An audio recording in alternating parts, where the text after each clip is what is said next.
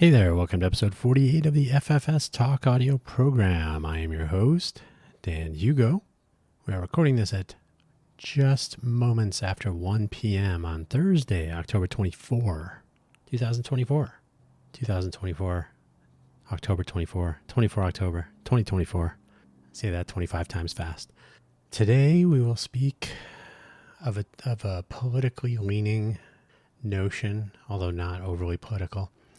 As I will describe, I just took a political spectrum quiz, and I'm pretty much where I thought I would be, so I'll share that.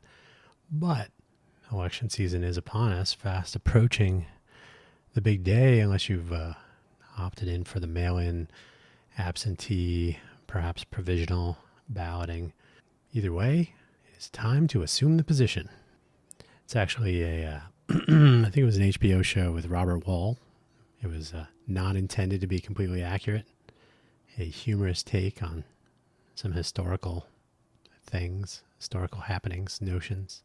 The origin story of Yankee Doodle Dandy, among other topics. But today, assuming the position, why do you think certain things? Why do we think there are certain things? And how do we even discuss these things anymore? So, I think I might take a break and get some tea. We'll see how things go to get started here. Hopefully, wherever you found this audio program, you are able to find the episode description. It contains some show notes with several links. All of them are Wikipedia, 2 self-promotion, all Wikipedia, 1 Pew Research, which I will describe shortly. I will read to you the summary. Before we get started, I will remind you, if you've heard this before, or tell you if you have not, the FFS Talk audio program is about what works, what doesn't, and what we can do about it. Ideally, I would have some counterpart to discuss. Discuss. Everybody has a thought or an opinion. Everybody has a take. Oftentimes, there's a bit of truth or accuracy or utility. How about utility? In many sides of an opinion. Obviously, there are ridiculous cases where that's not true. But for the most part, each person brings to a conversation their perspective, their experience, their insights. So to merely cast one idea to the side because they hang out with the wrong people, that's not really effective thinking. So the FFS Talk audio program, inspired by an Irish expression. If you don't know what FFS means, you need to hang out with more Irish people. On that note, let's read this summary. We all have opinions. The question is whether we form them ourselves based on what we learn, what we can verify, what we know, or are our opinions handed to us to consume and pass on. Keeping it simple today. I cannot remember the Demi Moore. She was a Navy SEAL, I believe, going through SEAL training. I'm totally spacing on the name. Viggo Mortensen is her training officer, her commanding officer in the training. She makes a suggestion to him, and he says, if I want your opinion, I'll give it to you, in a really kind of asshole way. Pardon my French. But that's kind of the thinking here. Are you forming your own opinions? Are you assuming a position on something, whatever the topic may be, or are you having your opinion handed to you because you are part of a brain group, a groupthink organization of some sort? Is what you think what you really think? Or are you merely taking one and passing it on? Today's links include the shameless self-promotion pair, buymeacoffee.com/DanHugo, Ko-fi.com, ko-fi.com/DanHugo. You do not have to spend money on either. These are frequently used, both of them, by open source developers and people working on projects as a way to reach out to people to support either financially or just simply with their interest, or both. So if you're interested in the various audio and other audio productions, or maybe more to that, and then different projects I'm working on and so on, my favorite coffee beans, they're all there. All of my projects are powered by coffee. If you do want to contribute anything in a financial way, those contributions also go towards coffee, which powers all the projects. So indirectly supporting coffee growers of the world and my various endeavors. Now, my favorite reason for everything, possibly the result of my own motivated reasoning, is motivated reasoning, which so these are all Wikipedia links except for the one, Pew Research. So motivated reasoning, essentially because of your viewpoints or because of an outcome you are seeking, because of your preconceived notions, because of groupthink, because of what's popular around you, availability heuristics and whatnot. Any of various reasons, you are motivated to consider the information you have at hand or being presented to you in a particular way that supports these notions. So you may choose evidence, you may choose to believe some statements and discard others and so on. I've referred to this many times in the past across various episodes and programs. Generally speaking, in a courtroom, motivated reasoning is taking place actively. The prosecutor is presenting a case to prosecute someone in a criminal case, and the defense side is using motivated reasoning to provide a defense, to defend against the prosecution. In a civil matter, similar, right? One side wants to win. So they present a case that is based on that. By presenting both sides, ideally a judge and or jury will be able to construct I would hesitate to say a complete image, but some approximation of what's actually happening by getting the two sides, which are very clearly motivated reasoning. Could you say the same about political argumentation? Maybe. Whataboutism is the preferred argument of anyone who doesn't actually know why they have a certain opinion or hold a certain view or support a certain policy or candidate for something. It is what it is. Ad hominem is where things go next from whataboutism. An ad hominem attack is literally to the person, if I recall correctly. You, rather than arguing the policy or the issue or the decision, you attack or otherwise make light of or diminish the person. The ad hominem attack is typically at least related in some way to the issue at hand. So you're attacking credibility, you're attacking ability. You don't understand how economics work, right? You're making claims about a person's capability in the argument. This as opposed to vitriol, which is just an attack on the person. Like, well, you're short. Has nothing to do. So you're bringing it all the way down. Production by the street. You're bringing it all the way down. So we'll touch on that a little bit later. There's one last link. The political spectrum. I was diving into this a little bit the other day, and then today I was trying to find a really good link, and the Wikipedia link isn't even that good. The political compass is the two-dimensional, but they still call it a spectrum or a compass or a topology. It's a two-dimensional chart, and honestly, it could probably be 10 dimensions. I've seen different variations of it. So typically left and right are left and right. So you might think Democrat on the left and Republican on the right. You might think liberal on the left, conservative on the right.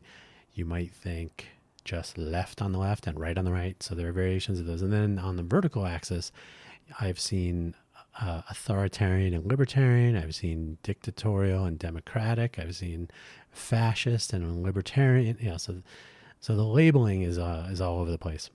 It's still somewhat interesting because there's a little bit more to it than merely being an apolitical party. Oftentimes it is simplified to that. We distill it down to which side are you on because we like to keep it simple. But there's always more to it than that. Nuance. The Pew Research Political Topology Quiz, which I did take today, 16 questions if you're curious. They will tell you where you are. Now, let me look at this again. It didn't really tell me where I am in the topology, which is 2 dimensions. It only really told me where I am in the left-right direction. But it did tell me what I would have expected. Did I answer the questions expecting an outcome? Mostly no, but it's hard to say. Subconsciously, maybe, we're kind of all predisposed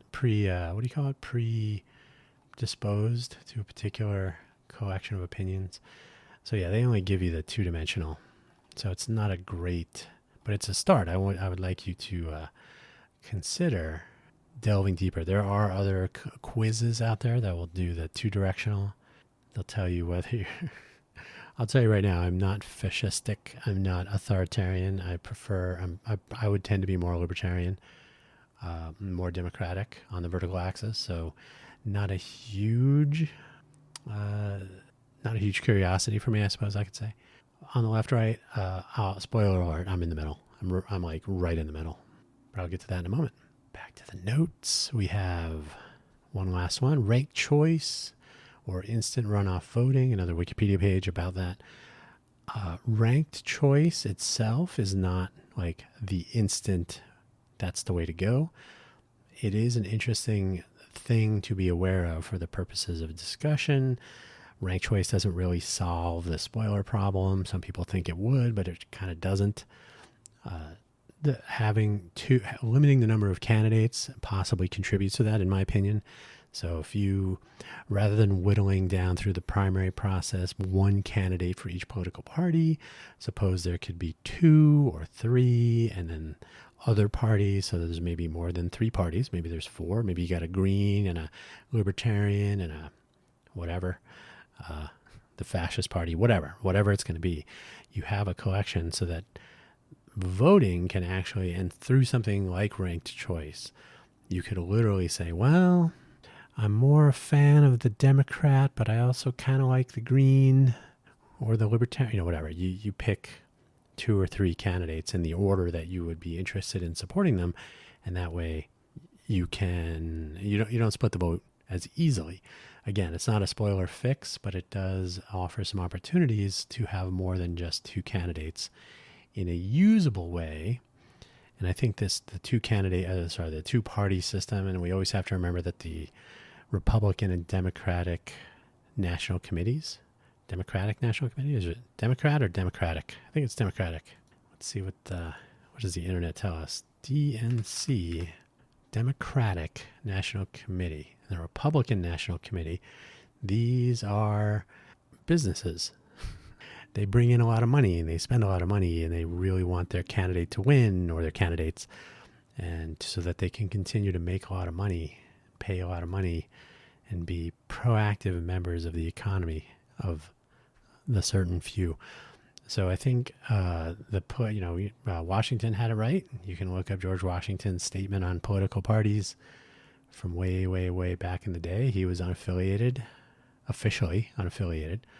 He probably had thoughts and views, being a normal person, but political parties are almost certainly part of a problem, if there is one, and I will suppose that there is a problem. So those are the links for today. Let's get down to it. The election time is upon us, and it is nearly over again until it begins anew, which will be Wednesday, November 6th. Look for, it's almost like taking down your Christmas lights or your holiday lights or whatever you want to call them. You basically put them up the next day anyway. This year, this is a rough time of year, made that much more difficult by apparent division. I don't know if you've noticed, the apparent division that exists essentially between the left and the right.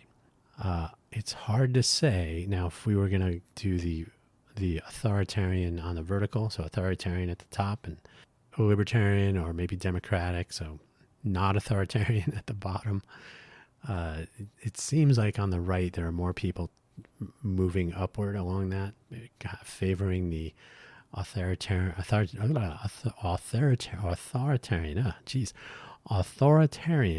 there you go, statements and quips and discussions and allegations and so on, maybe a little bit of fascistic thinking with denials. Production by a street again. Oof, they're out today. On the left, I think people are moving downward a little bit more towards democratic, or even, well, I don't know how you could put democratic and libertarian at the same end point on the vertical axis, but either way, away from authoritarian or fascistic. So both in the ways of political campaign rhetoric, but also just in general. I don't know that people that lean to the left, liberal, Democrat, progressive, either anywhere, anyone leaning towards the left is almost certainly not thinking about authoritarian leadership. Even if you're thinking communist, you may, maybe you're a social democrat, maybe you're a democratic socialist, but I don't see a very strong inclination towards authoritative would be okay. Authoritarian leadership or government structure on the left. So we'll see, but it's essentially between left and right, and there are nuances, especially on the right. So not everyone is MAGA, I guess you could say. So the GOP, the Grand Old Party, it may be maybe it's time for a refresh. And don't even get me started on the legacy of political party names versus what they actually are and who's actually members of them and what their actual goals are. They're defined by the name, not what they actually represent, I think, at this point. I'm not a particularly strong sports fan. I don't really follow teams and sports and whatnot. So, I mean, sports are fine. I will watch a game or a match or boxing is always interesting. But when you are a supporter of a team and that team moves to a different city, or maybe there's a team in your city, but your city's team moves to another city, I know there's some people that will follow the team because that's their team from when they started becoming a fan, and other people are fans of the team in their city. So if the teams are swapped out, well, now I'm a fan of the new team. And I don't know how people feel about that, but I get a sense that it's a similar way that political party affiliation works, right? I'm going to be a Democrat, whether they are ridiculously this or more or less ridiculously that over time, right? So whatever, or GOP, Grand Old Party, Republican. By the way, there used to be a political party called the Democratic Republicans. Crazy. So even summarizing groups of people by their placement on a political spectrum or compass or topology is tricky and has been stated and shown time and time again based often on actual individual ballot data. The country, the United States, the one that I am speaking to you from at this moment, is geographically, as in if you look at a real map with individual ballots or votes represented with the traditional red and blue coloring, we're geographically centrist. The country is largely purple, a mixture of red and blue. But when you distill these down to state level representations, which the Electoral College does and which the media does and which political parties like to do, the state level red versus blue presentations are always stark. So we always end up seeing, oh, look, most of the states are red because they don't represent population, they represent geography, but geographically, as in across the entire geography of the country, regardless of who is where, purple. Here's an honest question for you, though. How do you form your opinions? How do you develop your own viewpoints? How do you establish your own positions on issues of the day? I'll wait. We are a lazy population. Technology has brought us access to most of the data and information available on any given topic, and costs are such that anyone can actually make use of these resources on a regular basis almost for free. Now that's an extreme statement. It's not free, but given the amount of the embarrassment of riches in the way of actual data, of actual information, of actual interpretation, even nonpartisan interpretation and analysis, it can be found. Just look around. It's ridiculous. It is an embarrassment of riches. And so at any given moment, anyone would be able to look up factual information, raw data, filtered and calculated and analyzed information and conclusions and so on for you to consume, to actually consider. Yet we believe all too often, pardon me while I add another O, all too often, the notions presented to us by whomever, by our political favorite, by the media covering our political favorite, by the fans with signs and T-shirts and hats or whatever, and we believe them without a second thought. We buy it. They hand it to us, and we take it. We take one and pass it on. We accept the bits we are given, and thanks to some motivated reasoning, maybe some rationalization, maybe some availability heuristics, maybe it just makes us feel better. We make sense of these inputs against other differing inputs. That is, I'm hearing two different things, but I prefer that one. So I'm going to listen to the one, not the two or the three different ideas. So these inputs and the two sides of the spectrum move further and farther apart. Among the various problems with the entire scenario is the occasion when one side, and I do have that in quotes, asks the other about some fact or incident, and this happens all the time, constantly. You can see it on the news, you can see it on podcasts, you can see it in person. They do person on the street interviews. You can probably have this interaction with your work colleagues or friends. Go to the pub, go to a library, go to a coffee shop.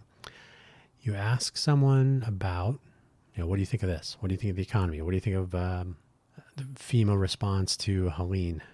And the immediate response falls into the whataboutism category rather than offering any form of cogent reply. Like, oh, I think this based on what I've read, what I've seen. I did some research. I myself personally, I'm interrupting myself at this moment. I myself am a CERT volunteer, so we, as part of our training, receive a lot of instruction on what happens in case of a disaster. And, if you watch the FEMA handling of Helene, which was the storm itself was extreme. It reached a much larger area than was initially planned, but FEMA is responding, and response takes time. That's why civic volunteers on the ground, the CERT program, Community Emergency Response Teams, that's why they're actually important, and why FEMA trains people, if they're willing, to volunteer, because as they say, you may not receive treatment or support or presence. You may not see a first responder, police, fire, ambulance, medical services. You may not see anyone for days because you have to go where the worst cases are first, and you have to establish where, who, how, what's going on, what can we do in different areas, and so on. It's an entire infrastructure that unfolds immediately. So if the response to what do you think of the FEMA thing is, the other side did something nefarious, that is parroting talking points. That is not thinking. That is not considering reality.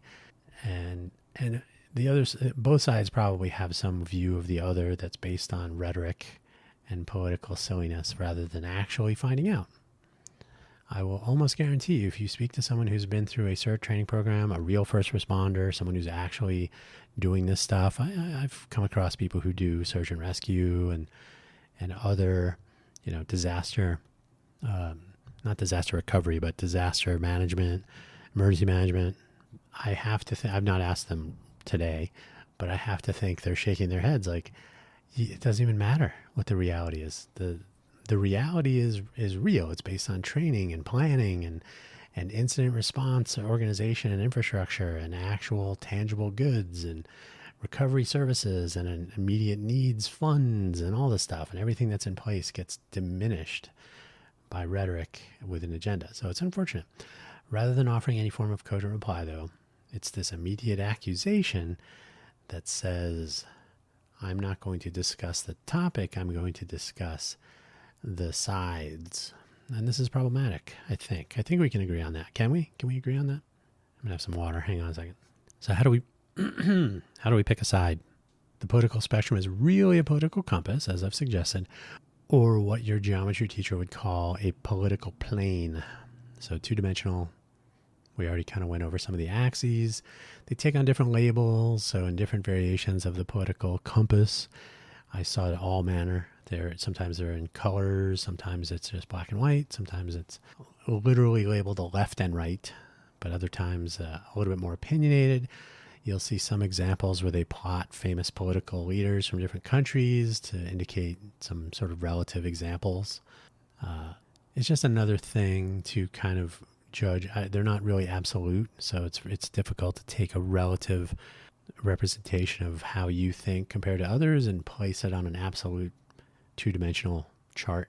So, but it is, I think it's important to understand that there is more to life than merely am I on the left or the right. There are different parts of the spectrum and different dimensions to consider. There would be oversimplification and perhaps disingenuous to use one example. I've already referred to a few. It's not the scheme.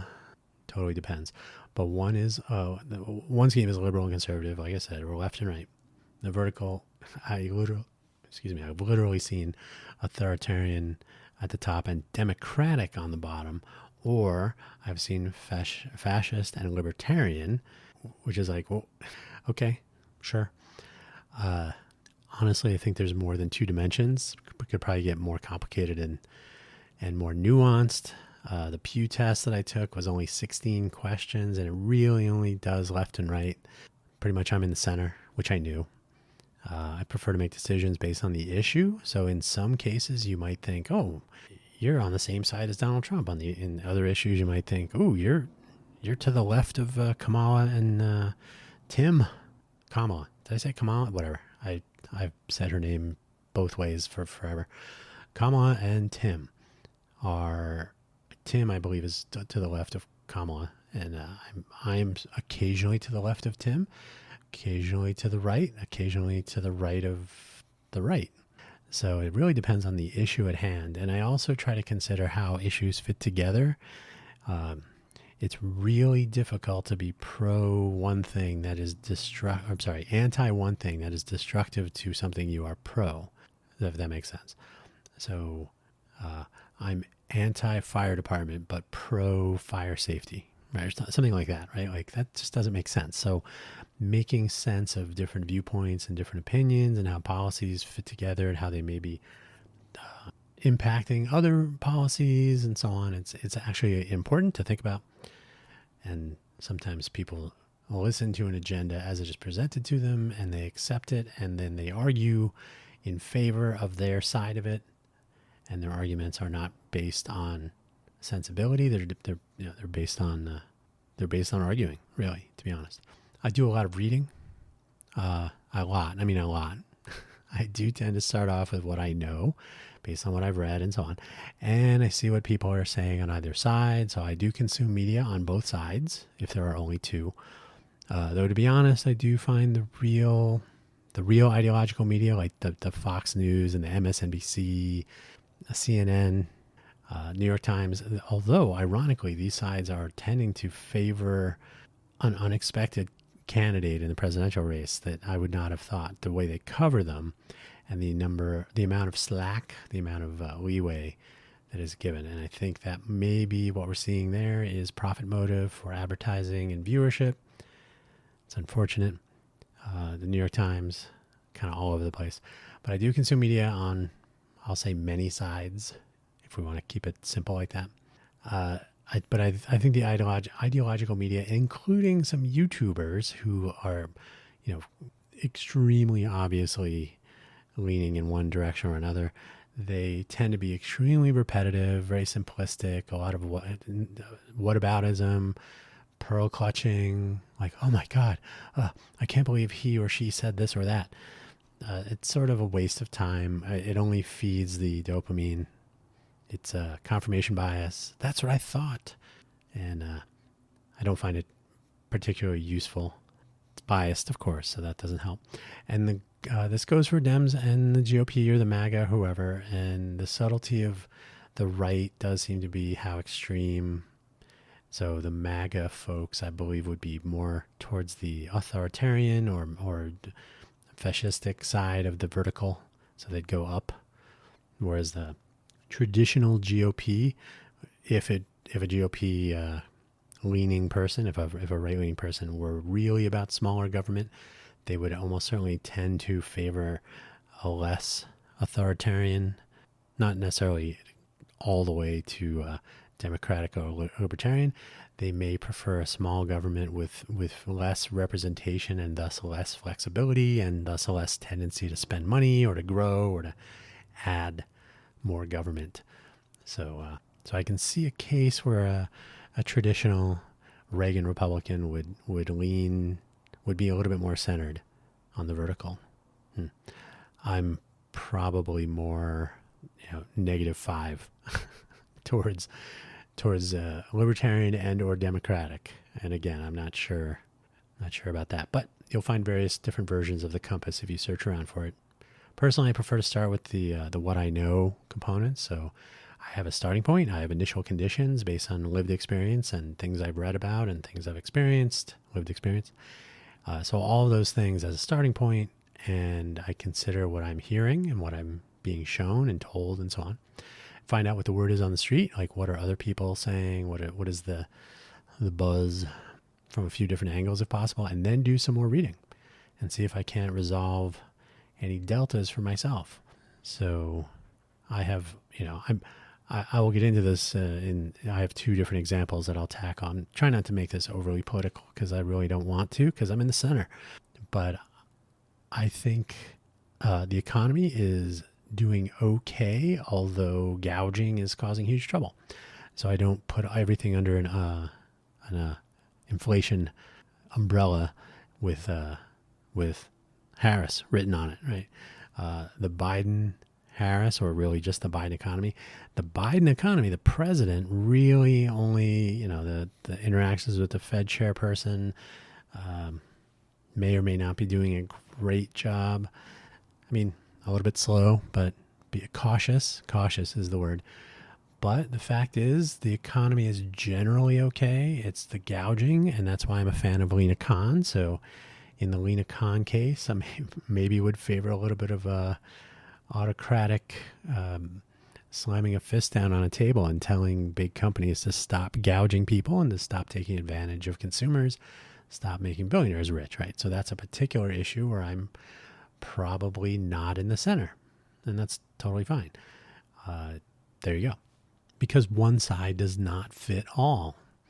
I found that joining one political party or another tends to be dramatically limiting and can often lead to severe compromise that has led to, among other things, a two-party system where everything else is a third party, not worth pondering. They don't get the press coverage, they don't get the consideration, they don't get access to debates very often, because more than two parties, all the math is done for two parties, all the calculations, all the polling, it's all about two parties. So if you introduce a third and you legitimize a third or even a fourth party, chaos.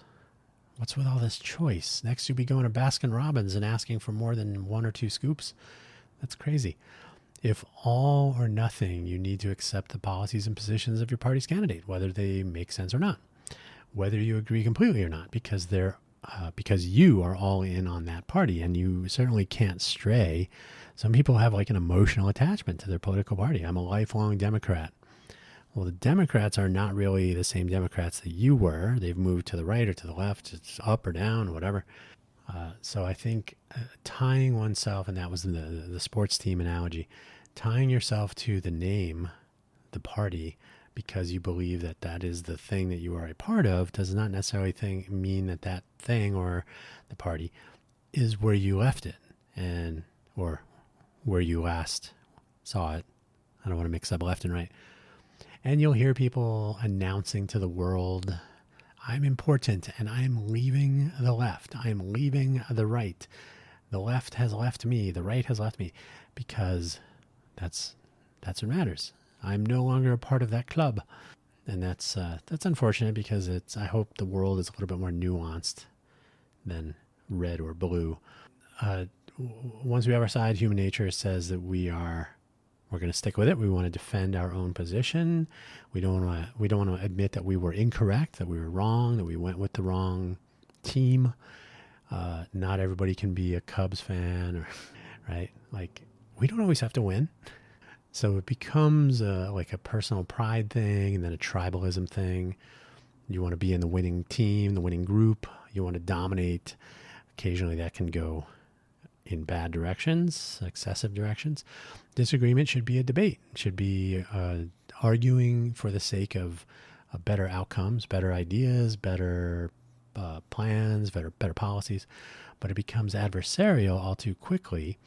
And this has only been getting worse with the bro debates, the YouTuber debates, where there is a winner, where it's about who has the better zingers. And we saw this in our political debates as well. It should be about disagreements, but discussion for the sake of better outcomes. And the better outcomes might be the decision of voters, but ultimately the decision should not be based on who got in the better dig. But debates are performative, and that's where we are. Becomes adversarial all too quickly if we don't understand the positions we are rising up to defend. The next best thing is vitriol. So you hear comments like libtards, and there's all manner of MAGA, comments on intelligence or inconsistencies or whatever. So libtard was the only one that came to mind immediately, but there are other, both sides, all sides are attacking human people. Not even so. Ad hominem, as I mentioned earlier, ad hominem is asking a lot. If we can get to there, we can elevate it a little bit. At least you'd be saying, well, is it ad hominem to say maybe perhaps Donald J. Trump does not understand how tariffs work? That is probably not ad hominem. But if you said he probably failed his econ classes, he's probably cheated on his tests at Wharton in Pennsylvania. So there you're attacking his credibility on a personal level, but you're not attacking, like if you hair jokes and whatnot, and then the orange bronzer and stuff, those are more vitriolic. But ad hominem would be attacking his credibility in the world of economics and understanding of finance based on his academics and background and the number of bankruptcies and so on. But there's always subtlety. But, an ad hominem attack here with nuance and argument becomes slightly more credible, but it's still expanding an argument beyond the matters at hand. What should we be? Is a tariff a good idea at the scale suggested? You don't even have to bring in academic backgrounds and so on, right? So a really good, healthy, good faith argument, debate, discussion should be about the issues and about the potential outcomes and so on, not attacking the messenger. It's counterproductive to do these things, of course, and especially when they escalate, when it becomes fisticuffs or worse. Once we have a divided electorate fighting over party labels and hats and stuff rather than actual issues, policies, outcomes, politicians can use the divisions to lobby for voter support to maintain power. If we remain evenly divided, which we have been for a while, 47 to 47 or something, then the vote comes down to the undecideds, people like me who are in the middle. The politicians sometimes grasp for one vote to swing in the House or the Senate. One vote, it's 50 to 50, and we need the vice president to be that. So they have to be in the right party. But ultimately we get, and by the way, why is it that a split Senate automatically, we just assume that's it, it's going to be 50-50 every time? Because partisan government has become so divisive that you can automatically determine who is going to vote how on which issue because of their party affiliation, because there is simply no compromise, no discussion, no politics. It is strictly tribal party lines. Politics is supposed to include negotiation, used to. But once we have a divided electorate, like I said, they lobby for voter support to maintain that power. They get the one vote, one slight advantage. We get fighting, bluster, and inaction, though. We get too closely divided, or you'll get two Republicans moved over to vote with the Democrats, etc. So you end up with so tight and immovable a legislative body that the executive is unable to take action. They resort to executive orders, which are problematic in their own right. So we can't solve anything because of them. It's not our political party, it's the other one. And that's a vicious circle. Oh my God, I have 4 sections left. That's crazy. Okay, I have 2 examples. One will be the economy. Keeping it simple. The economy has been a bit of a roller coaster for a long time. The pandemic did not help. So you could argue that the Obama economy, because he's been making statements that the Trump economy was the Obama economy. And to some extent, that's true. The Obama economy had the Great Recession, which was carried over from the Bush economy. But Obama's handling of it basically ceded all the ideas to Goldman Sachs and whatnot. And so it's chicken in the hen house kind of, fox in the hen house kind of thing. So could that have been better? Maybe, probably. It was a kind of a little chaotic situation, but, a reasonable outcome. Then the Trump economy, whenever that actually started, the pandemic affected the entire planet. So it's not totally fair to say it was the U.S., but the U.S. is fairly entrenched in the global economy. It's a complicated system, makes the three-body problem seem pretty straightforward. So it's really difficult for the normal person sitting in the pub or a coffee shop or about to cast a vote for somebody to say, I think I understand the economy now. I'm going to argue that most presidents don't understand the economy. Given the complicated nature, there are a few items that we could consider accepting right up front. May accept the easy parts. The economy does not reset on January 20th when a new president is sworn in. That's a simple fact. Any president from any party will take credit for a good economy and blame someone else, their predecessor, for a bad economy. That's it. That's a fact of life. The economy moves regardless of elections and administrations. So a really thoughtful and good faith interpretation of the status of an economy is to look at it regardless of who is in the White House, who the legislators are. You can consider those things once you've established that the economy trends have been strong in this time frame, weak, declining, improving, etc. So if you assess the economy outside of political timelines, then you overlay consideration on policies and who enacted them and their strategies and so on. That's a very different thing, but we do it in reverse. It's unfortunate. It doesn't really work that way. Inflation is a reduction in purchasing power. If your groceries are more expensive, but your grocer is declaring increases in profits, they may be gouging you. Inflation means that the supplies are expensive, so the costs are expensive, which means the prices have to go up to make up for the costs going up. So the profits, the difference between the price and the cost, that a company or a business, a company, a major retailer, a wholesaler, these should all kind of stay around the same. Maybe take a little bit. They should vary a little bit. But hey, we've raised. I have purchased 18 grade AA large eggs for $1 2 years ago. I have spent $4.39 for 18 of the same eggs a week ago. Why did the price of eggs go up? For me, I will tell you, in Nevada, they must truck in eggs. We have no local chicken farms or egg farms, I guess, at scale. So a lot of that must be imported from other states.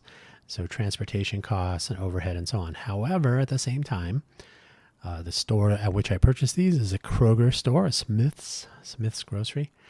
And Kroger has already been shown, thanks to the work of the FTC, the Federal Trade Commission, and my hero, Lena Khan, has already been shown that they've been gouging. They've been opportunistically increasing their prices to increase profit under the guise of inflation. Oh, it must be inflation. So yes, there are shipping costs or transportation costs because of fuel costs to truck in the eggs has gone up and so on, but 400%. And by the way, I got the eggs at $4.39 because they were cheap. They've been as high as $6, even higher, $6. That's substantially more than $1, right? So something is afoot. Why is gasoline expensive? Maybe they're colluding with the grocery stores. You always have to look at the details. If you merely say prices are up, it must be inflation, you're giving them what they want, really, when you think about it. There's a really good meme. You can see it. Some people have made video versions of it, but you can do it as a sort of a comic panels. Two people are selling eggs, topical, apropos. two people are selling eggs at like a farmer's market, and one person has them listed at 50 cents for half a dozen, whatever it is. The other person has them at 75 cents, whatever. There's a little price competition going on. They adjust, one lowers the price, and the other one lowers the price, and then the one with the more expensive eggs says, oh, I'll just buy all of your eggs from you and you can be done for the day. So they pull out their wallet and they buy the entire inventory of eggs. And for the purposes of this cartoon, it's not thousands of eggs. It's a couple of, what do you call those things? They're not trays, but a couple of the egg carrier squares, I guess. So the competitor purchases all of their inventory. They're walking away counting their money, and the buyer of all this inventory has now marked up the price to $5, or they've marked it up substantially because now they have no competition. So that's not inflation, that is gouging, because you have monopolistic access to your marketplace. There you go. So the inflation is reduction in purchasing power. That's something you cannot blame everything on inflation. That's the take home. Economic policies take time to implement and to take effect with measurable impact. So interest rate adjustments, changing the availability of capital in the economy at large is essentially the primary way to drive spending, impact employment, prices, and so on. It makes availability of capital. Sometimes businesses will run with a line of credit, so they must fill the gap between revenue and expense with some bridge loans or a line of credit, like in order to pay your employees for products that they made today, but which you will sell tomorrow and next week, but you have to pay them. So you pay them on a line of credit, and then you sell the products and you generate revenue, and then you pay back your line of credit that you're using to pay your employees. That's one of many scenarios, right? Examples. So if it's expensive to get that money to pay your employees, then you really can't borrow as much. So you can't spend as much. You can't have as many employees. You might have to lay off, furlough. You may have to, just have to downsize. You may have to slow production. You may have to reduce worker hours. So the economy begins to slow and so on. So adjusting interest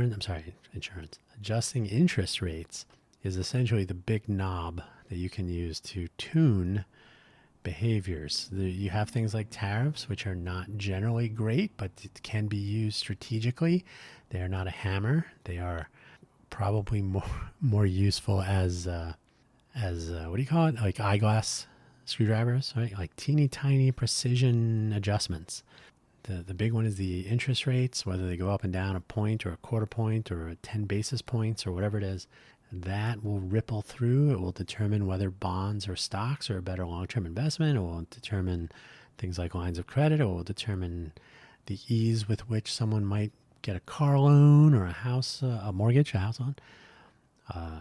It will determine whether new materials can be purchased to build new homes. All of these things are all tied to this one big giant knob that they can tune and adjust. And there are some other things too, like supply chains and international supply chains, not necessarily through tariffs, but through just availability, through international markets, the value of the dollar versus other currencies, and so on. The fact that the dollar is a reserve currency does help us in many ways, but occasionally can make any differentials can make some suppliers from other countries or other supply chains more difficult, may reduce supplies or increase the cost. So did I mention economies are complicated, maybe even complex in some ways? So you can adjust the availability of capital, and that's the big one. That's the one that everybody talks about. These are often guesses, though. What if we adjust it by 10 or 25 basis points? 25 basis points? Oh my God, that's going to be crazy. That's 0.25%. And a percent is already, 1/100th. So a quarter of 100th, that's a small number. But these little tiny moves may not affect a person, an individual. It may be like, well, okay, that's an extra $20 a month for a credit card payment or whatever. But when you're borrowing millions and millions of dollars, when you're doing line of credit or bridge loans between, you got to borrow money to do your manufacturing and then you sell money. That's why Black Friday and and holiday spending and predictable spending, predictable demand. That's why those are important, so that you can plan for revenue, for capital borrowing, etc. And all these things are important. They all fit together, which makes it even more of a challenge. The economy of a country with sovereign currency is completely different. Completely. Absolutely different from an economy of a family sitting at the kitchen table, or even a company. Making comparisons and attempting to comprehend spending and where spending benefits whom really requires deep understanding. But this is almost universally replaced, this understanding or proper descriptions, with extreme and politicized claims that are often complete fiction. You simply cannot compare the way a country with its own currency, so it can print its own currency and so on. The notion of a Social Security lockbox. We've spent all the money from FEMA for the disaster. I mean, the way money is moved around and budgeted and so on. These are ledger entries and they are political agenda items. But the fact is, income tax revenues are not tied directly to spending. That's where you get your deficit spending, the national debt. And a lot of this can be considered ledger entries of monies on account from different countries that have loans, their money in the bank, and so on. So totally complicated, much more nuanced than how much money do I have in my checking account. If you're into modern monetary theory, it's an interesting road to wander down. I've done a really awful job trying to summarize it, other than to say, if you want to learn more about that modern MMT, modern monetary theory, you can read about that, and you'll probably end up saying, wow, this is even worse than I thought. The economy is an all-player game, which is tricky also. The majority of players are spending the money. Did you ever think about that? Like every time you go to a grocery store, the entire market for that grocery store is represented by the people in the grocery store.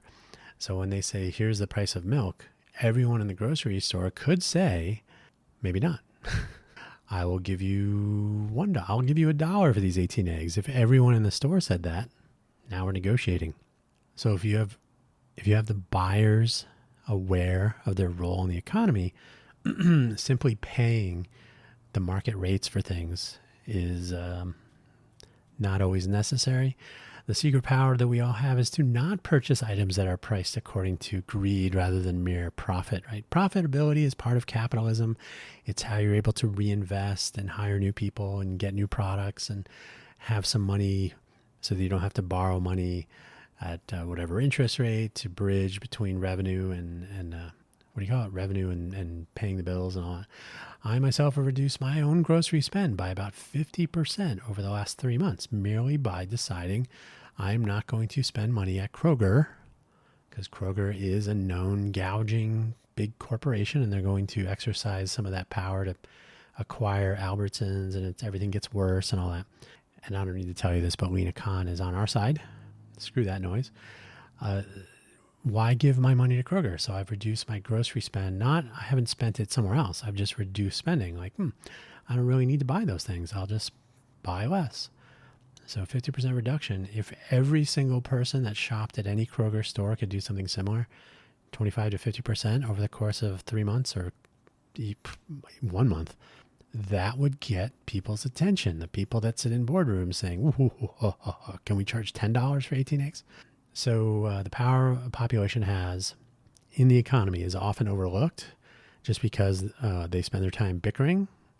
They're worried, and rightfully so. I'm not attacking individuals, but if you're too worried about how much you are spending, you lose sight of the fact that you actually have control of that spending, so long as it is not just you. If it's only you, you kind of have to deal with it.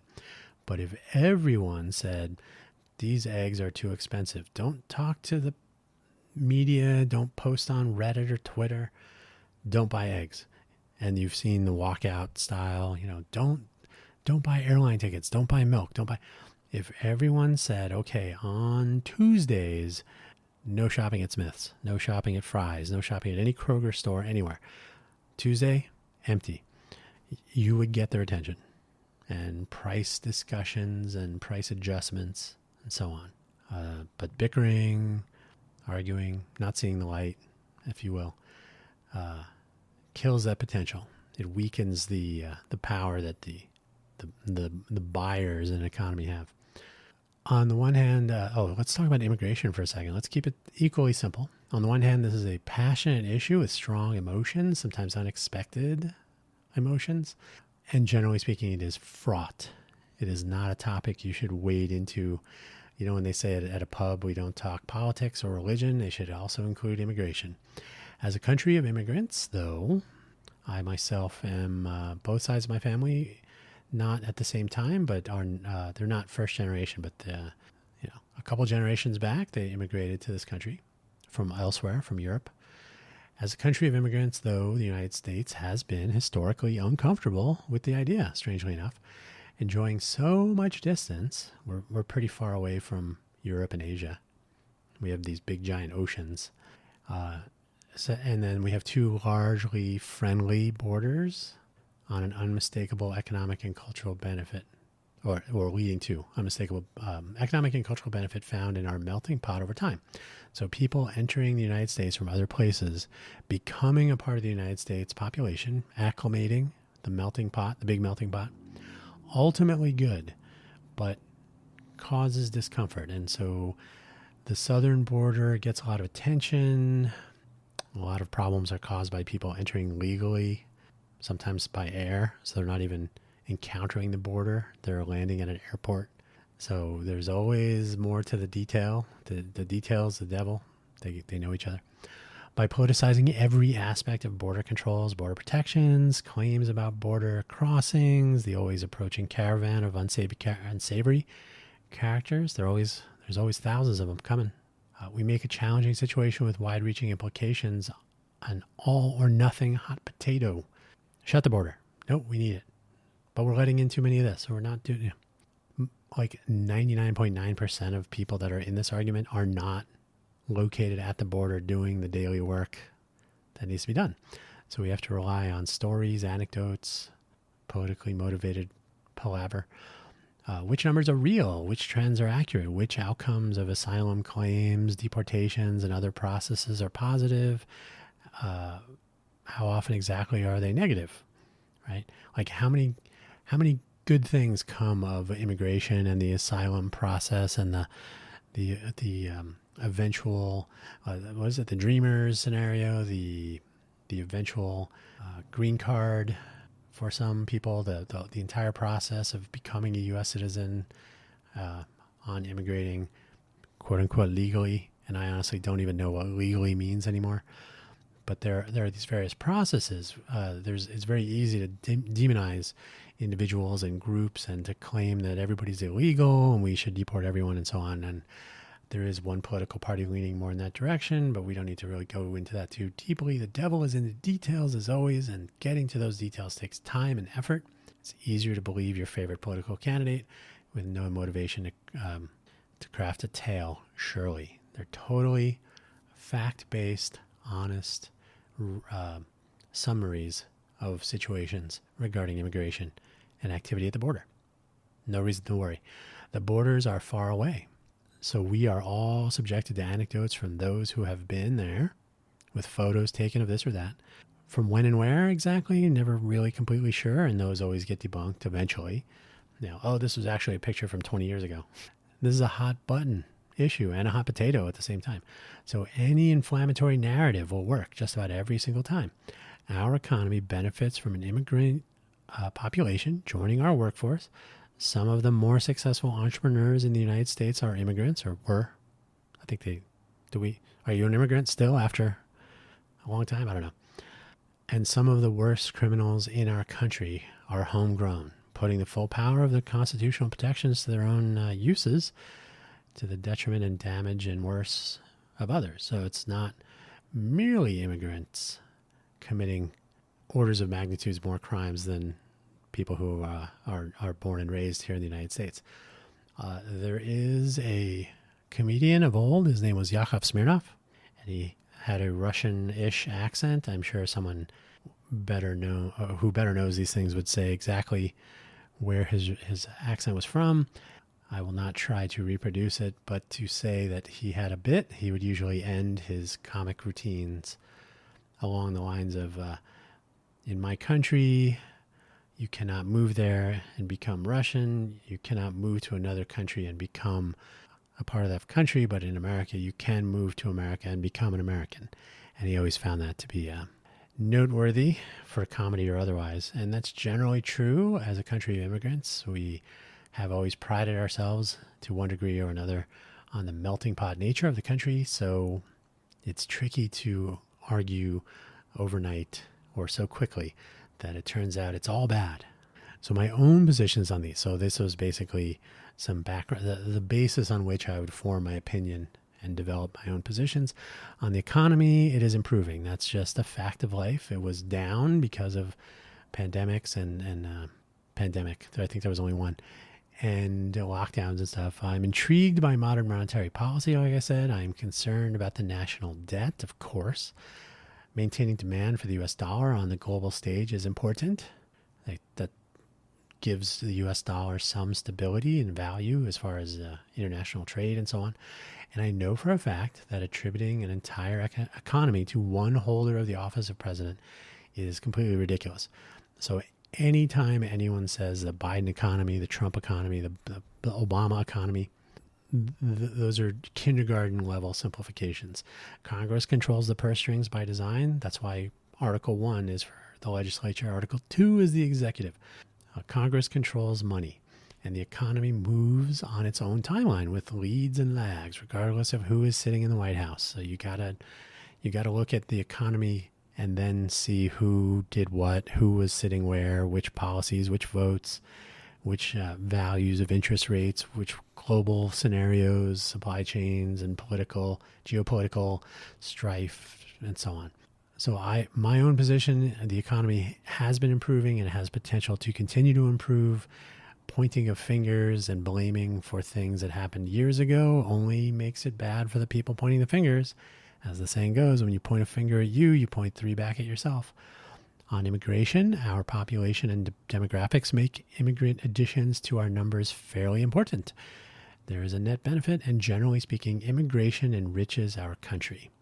That said, open or lax borders can be problematic, and when there is so much opportunity waiting on the other side, that is reason to come to America, whether those are opportunities to accomplish or to damage, we must be aware and be more careful about, making the barrier to entry should be real. That's not unreasonable.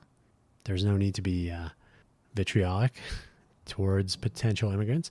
If people are approaching the border and they should not be, if they're not following the rules, as they say, then we should accommodate the notion without being overly dramatic. Surely there are people that approach our borders with good intent, legitimate reason, and so on, broad strokes to diminish the attraction of our country to those. What does the Statue of Liberty say? Those in need. What is it? I'm gonna pull that up. I'm gonna read that real quick because that is important.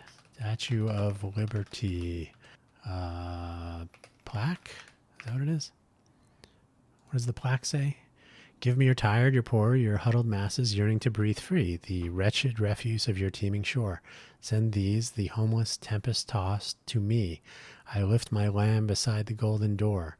The Statue of Liberty, Ellis Island. Are they still true? Some might say no, but the fact is that our country is what it is in no small part because of that thinking with temperance. So some sort of middle ground that would be reached by honest and good faith debate, not finger pointing and dramatic and extremist views and actions. By the way, our demographic decline, our decline in birth rate, the population numbers, the size of our economy, the sustainability over the next 50 and 100 years will benefit from having people become a part of our population and our economy who weren't necessarily born here. Something to think about. We can do better with both economy and immigration. Policies developed around archivable. It's spelled right. I just can't read. Policies developed around achievable goals should be possible. They really should. Yet the division seems to make these impossible. Perhaps if we understand better how a national economy works, the nuances of immigration and border protection, and how these two not only impact each other, right, they are intertwined, but how a myriad of issues, most complicated and some complex, like we're not even really going to understand them completely, how they all fit together or compete with each other. So not always is everything going to fit together in a nice little puzzle. Sometimes there's conflict. Sometimes to accomplish one thing, you have to put another thing on the back burner. You have to reduce funding, spend more money here, less money there, dedicate resources to one thing that remove resources from another, etc. Decisions must be made, outcomes must be measured, impacts must be considered, etc. Where exactly, the benefits, the costs, where our country will go, all these things that fit together, and they compete and contrast and they complement, all the puzzle that fits together. They make our country go, but where exactly we are going remains to be seen. So what do we need? It's usually where we try to end the show, the episodes, is what can we do about it? Production by Street. We need an informed electorate. That's number one. It would solve a lot of things. This is a profoundly steep hill to climb, but a hill that must be climbed. Otherwise, blame is directed where the other side needs it to be blamed, needs it to be aimed at them, and the masses come out on the short end. There is no reason to blame individuals for circumstance that is beyond their control, or people who are trying to do the best that they can do given the resources and time available to accomplish things, to not understand how a process works, how people are trained, how infrastructure is intended to be deployed. There's just a number of things that are overly simplified for political ends that are not helpful. So an informed electorate that understands, generally either understands already how quote unquote things work, or who understands how to find out without political agenda, crafting a tale, right? Let's just find out how it really works, not how you claim it works because you want to win. We need to understand what we have and what we want and why we want it. I reflect sometimes on a friend of mine from a long time ago, immigrated to the U.S. from Ukraine at a young age. Later, college, in a classroom at a famously progressive university, we'll say in Northern California somewhere, listening to classmates espouse the virtues of authoritarian governments in socialist economies. Some head shaking. Only if you have never been there, nor done that, perhaps, do socialist societies, communist ideals, authoritarian leadership, do these make sense or become appealing in any way? And then, if it's too late to find out, then you get what you get. Political tribalism is our undoing, in my opinion, ultimately. Consider multiple parties, ranked choice voting, or something similar. Like I said, ranked choice is not ideal, but it's certainly something to think about, and it has its points of discussion, enables more than two candidates and a potential spoiler, something to be concerned about. We have game theory. We have people who understand game theory. We can always look at the wins and losses, the payoff matrix, if you will, of ranked choice versus other voting schemes and what makes sense. If you ever want to delve into that more than the prisoner's dilemma, look at how different auctions work. Fascinating. Consider a direct vote by the electorate, casting aside the constitutionally mandated yet decrepit and anachronistic electoral college. Its time to exist, if there ever was one, has passed. Now research whatever you're not sure of. Cast good and thoughtful votes today or whenever you're able to up until the 5th of November. Let us cross our fingers for a good and useful outcome, and then let us reset this madness and try to do better next time. And I will say that again next time. Do consider how you arrive at your opinions and how you would defend them. If you find yourself blaming someone else for what you think, that's maybe a bad place to be. So thank you for listening. As always, don't forget buymeacoffee.com/DanHugo, Ko-fi.com, ko-fi.com/DanHugo. No need to spend any money, but if you do want to figure out where other episodes of other audio programs and other projects are and so on, start there. Thank you so much for listening. Catch you next week. Or tomorrow if you listen to the Impresario's audio program. Bye-bye.